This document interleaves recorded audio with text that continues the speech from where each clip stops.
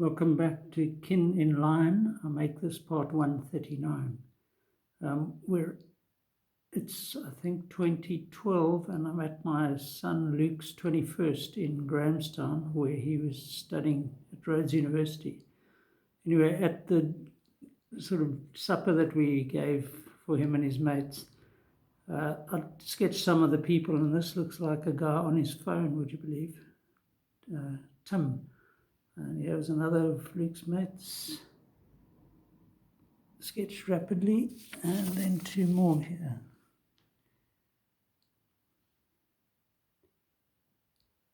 And this just, there's a bit of history. Luke's 21st, the menu. So it was quite nice venue. I think it was at, I forget the name of the historic school that they... a lot of foxing on this page. It's poor quality paper, but I like my little horse. Looks like a rocking horse.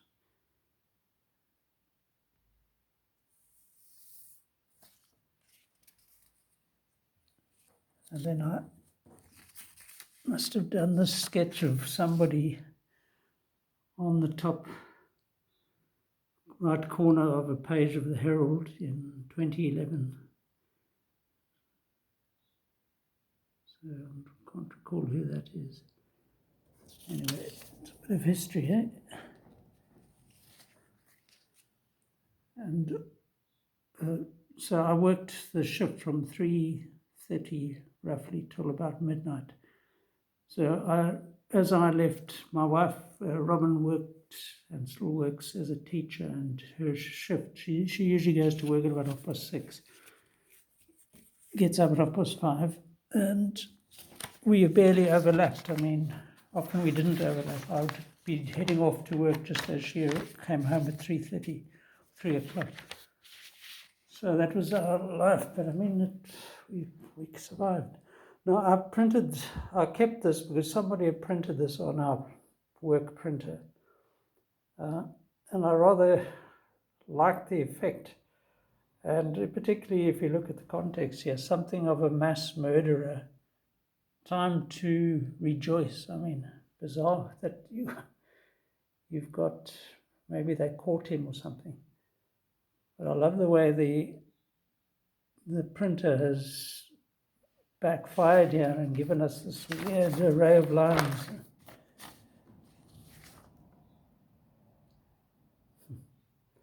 Just a date 2011 on the back there. So because I didn't see much of my wife, I would phone her during my supper break, which started at 7:30, I think.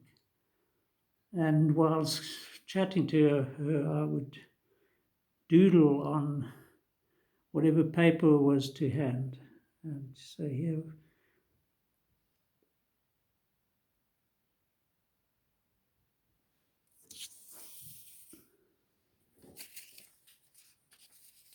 this is quite an effective one.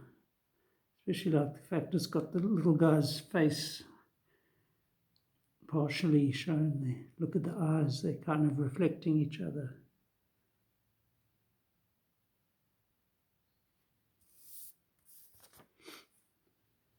I could really see myself dissecting these, sort of adapting them into paintings. But, where's the market? People don't buy art really anymore unless you're some famous, look at this silhouetted figure, animal here.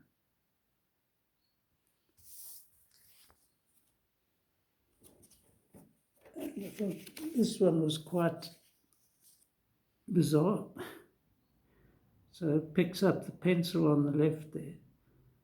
And I mean, that's done subliminally. I don't think I would have even really thought about that.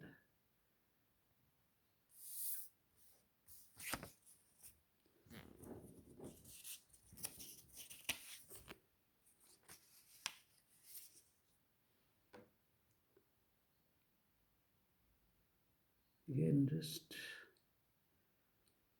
the difference between my doodles and those of people who haven't studied art is that subconsciously I'm always creating pictures that are the product of years of creating pictures. And here we've got my classic figure of a foreground head and then this body sort of splayed out behind. I've done that in numerous ways over the years. I think it's pretty well unique to my subconscious picture making process.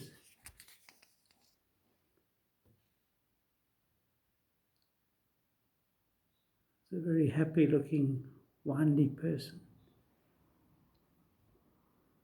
There, an ugly tongue sticking out. I've done that a few times.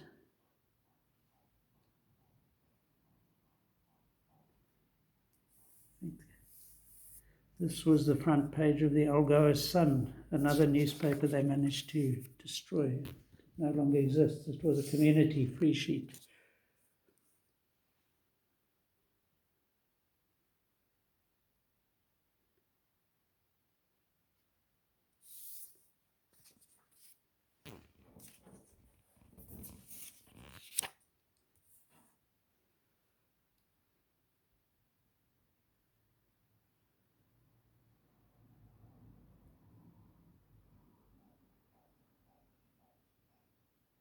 Quite weird.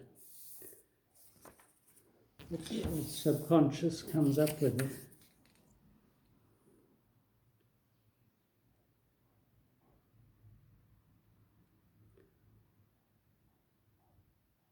"2012", you can see up there.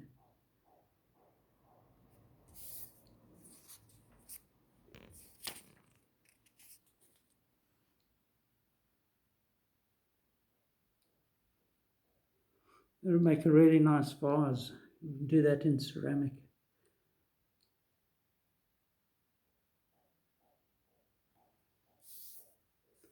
Got so many ideas here for making money. Sure.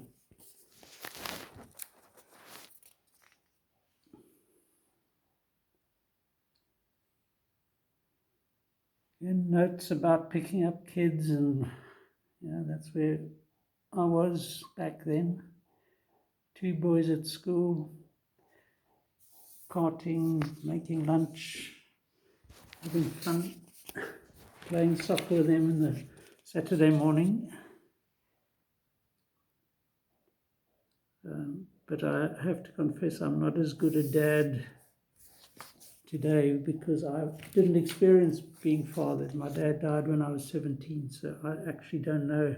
And I mean, we were in the rebel 1970s, where the generation gap had already been firmly cemented. And there wasn't much. I think I'm going to have to make this quick little line drawing of from Luke's 21st. I don't know who that was, and it didn't really work. So maybe we should end again on this little creature. And this guy with hardy doors screaming in the background. So till next time, cheers.